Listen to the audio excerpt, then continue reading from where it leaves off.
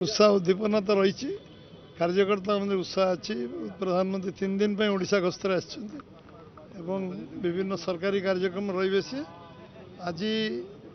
से एयरपोर्ट भितर जो मीटिंग उद्बोधन देवे रिसीव कलापर सेठू आसिक आम ये पहुँचे गवर्नर हाउस पर्यटन स्वागत संबर्धना दिजापर सी पुणी ये आमर विधायक सांसद एवं पदाधिकारी तांकर कोर कमिटी मेंबर मानकर समस्त ये बसवे खोला आलोचना करेंगे एवं तापर ये आम सहित रात्रि भोजन करी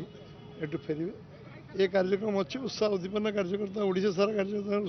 उत्साह उद्दीपना अच्छी 3 दिन प्रधानमंत्री ओडिशा रे गृहमंत्री ओडिशा रे